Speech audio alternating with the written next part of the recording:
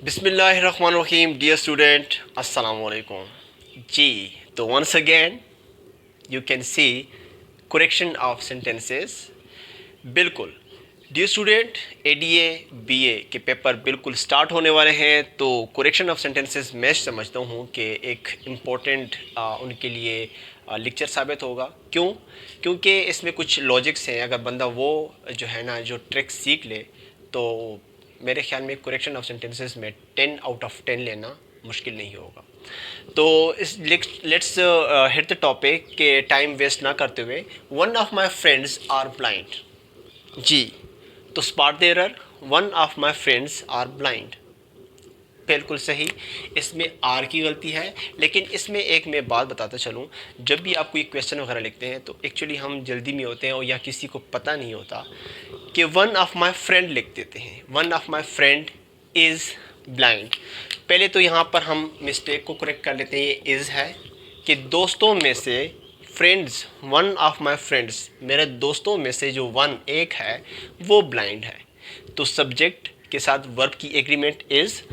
दूसरी जो गलती है, एक्चुअली लोग ज़्यादातर वो करते हैं कि वन ऑफ माई फ्रेंड लिख देते हैं, या हम कहते हैं कि one of my book is very interesting. नहीं, वन ऑफ माई बुक नहीं होता। किताब में एक किताब मेरी बहुत इंटरेस्टिंग है, ये गलत है। किताबों में से एक किताब बहुत इंटरेस्टिंग है, तो वन ऑफ माई बुक्स आएगा, ये हमेशा प्लूरल फॉर्म में आएगा। Second one, why are you so angry on me. जी, ज़बरदस्त। एंग्री के साथ हमेशा प्रेपोजिशन की यहाँ पे गलती है। एंग्री के साथ हमेशा विद आता है। एक्चुअली हम जब हम बोलते हैं कि मुझ पर गुस्सा क्यों हो, तो पर के लिए हम डायरेक्टली ऑन लिख देते हैं, तो हमें कोई गलती जो है ना नज़र नहीं आती। लेकिन एंग्री के साथ क्या आएगा? With me. जी, तो third one, it is very hard to go outside. इसमें क्या गलती है? बहुत ही एक लॉजिक समझने वाली बात है यहाँ पर। इट इज़ वेरी हार्ड गलत है। अब आप लोग कहोगे कि हार्ड के साथ very, it is very hard, कोई प्रॉब्लम तो नहीं है। लेकिन प्रॉब्लम है, वो ये प्रॉब्लम है कि हमेशा ये कंसेप्ट याद रखें, वेरी और टू दोनों एडजेक्टिव या एडवर्ब जब हम इस्तेमाल करते हैं तो उसका जो हमेशा हाउ मच का या हाउ मैनी का जो क्वेश्चन का जो आंसर होता है वो वेरी और टू ही देता है। ठीक है, कि कितनी गर्मी है, बहुत गर्मी है। ठीक है, तो याद रखें वेरी हमेशा पॉजिटिव कोनोटेशन में इस्तेमाल होता है, जबकि टू हमेशा नेगेटिव कोनोटेशन में इस्तेमाल होता है। मोर देन इनफ जो हमेशा ख़राब होता है, लिमिट क्रॉस कर जाता है, मोर देन इनफ हो जाता है। और वेरी जो है ना वो हमेशा मस्बत किरदार अदा करता है। अब मैं बताता हूँ कि it is very hard to go outside हमें जुमले में कैसे पता चलेगा कि ये हमारे लिए मोर देन इनफ है। तो वो आगे ख़ुद बता रहा है, टू गो आउटसाइड, इतनी गर्मी है कि बाहर नहीं जाना चाहिए, नहीं जा सकते, नहीं जाते। तो इट मीन्स कि गर्मी ज़्यादा है, मोर देन इनफ है। तो आप लोग यहाँ पर वेरी की बजाय टू लगाओगे। It is too hard to go outside, more than enough है। ठीक है, अगर ऐसी इतनी गर्मी है कि हम जा सकते हों, इट इज़ वेरी हार्ड फिर कहना गलत नहीं होगा। नेक्स्ट एक आएगा, हम उसमें देख लेते हैं। जैसे कि ये वाला है, इसको बाद में देखते हैं। Honey is too sweet. Honey is too sweet, कोई गलती तो बाज़ाहिर नज़र नहीं आती, लेकिन हनी नेगेटिव कोनोटेशन में स्वीट नहीं आएगा। Honey is very sweet, honey is very sweet, not too sweet, negative connotation में नहीं आएगा। ठीक है, okay. Have you bought some mangoes, क्या गलती है इसमें? बिल्कुल है, सम की गलती है। Have you bought some mangoes, जब एनी और सम मतलब एक ही देते हैं, लेकिन याद रखें जब इंट्रोगेटिव या नेगेटिव सवालिया हो या मनफी जुमला हो तो फिर हम सम नहीं लगाते, फिर हम एनी लगाते हैं। लेकिन जब मस्बत जुमला हो तो फिर हम सम लगाएंगे। जैसे कि अगर मैं ये हटा के ये लिख दूँ, यू बॉट सम मैंगोस, तो फिर करेक्ट है। फिर ये गलत होगा, यू बॉट एनी मैंगोस, गलत होगा।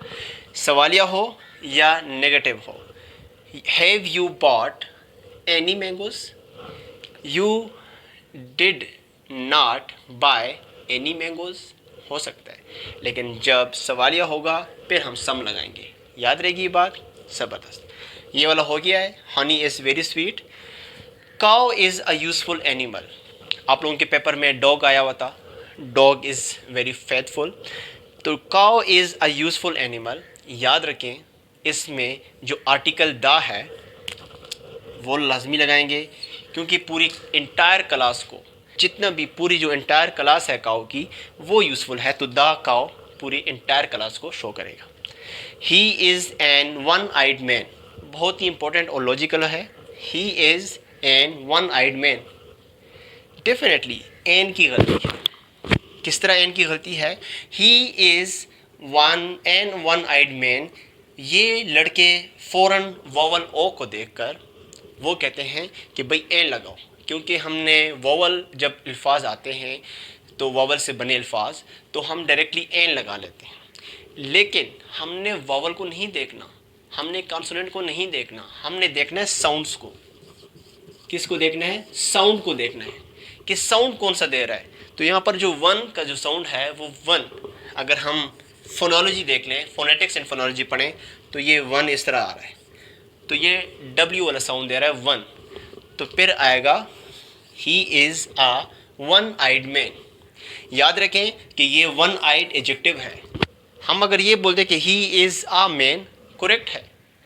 अगर कोई पूछे कि भाई किस तरह का मैन है, किस तरह का शख्स है, तो he is a one eyed man, एक आंख वाला, तो वन आइड उसकी मज़ीद मॉडिफिकेशन कर रहे हैं। Clear? It's my duty to do, it's my duty to do nothing, बल है इसमें एक गलती है, वो है इट्स ब्रिटिश कॉमा वाला, जो कि यहाँ पर लगेगा, क्योंकि ये जो इट्स था पहले वाला, ये वाला, ये है पोजेसिव प्रोनाउन। इट का इट्स वाला वो पोजेसिव प्रोनाउन है, जैसे कि माई, योर, देयर।